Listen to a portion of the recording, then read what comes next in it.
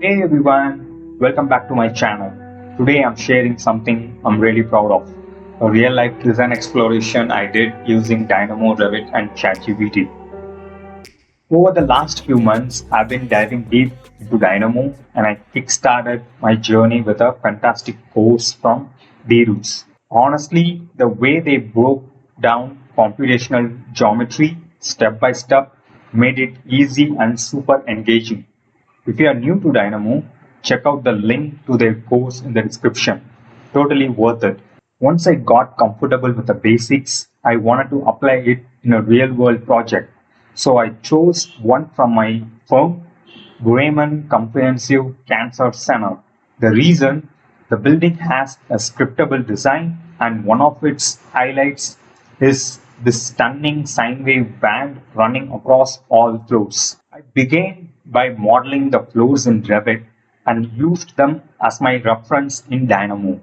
To generate the sine wave, I extracted the floor's circumference curve and applied a sine formula that I learned in the course.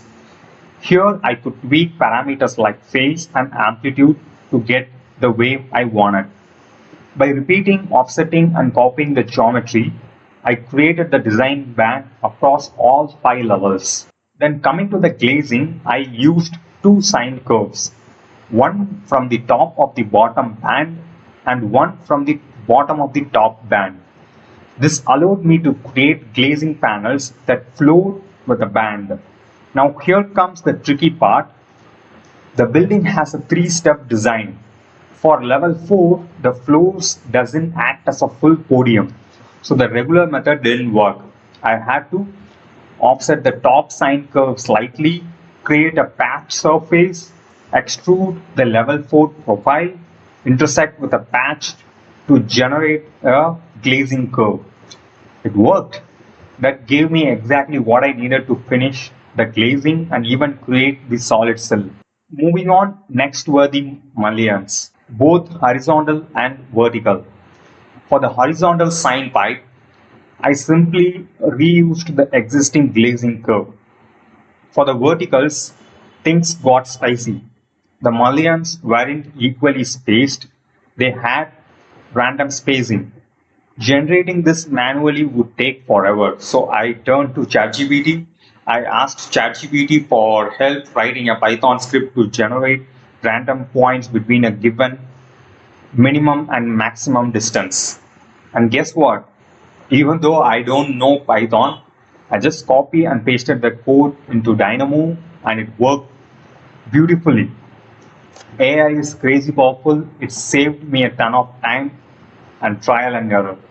Just imagine writing a code without even knowing how to code. To connect those points vertically, I experimented with closest point and project points method. Closest point worked only on flat curves, but for the sine waves, it didn't give perpendicular lines.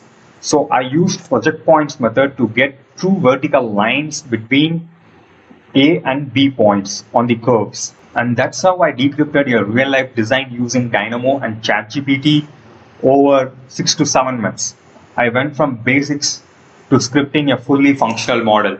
I never thought I would use AI this much in architecture, but here we are. Let me know in the comments if you have used Dynamo or AI in your workflow. Would love to hear your stories.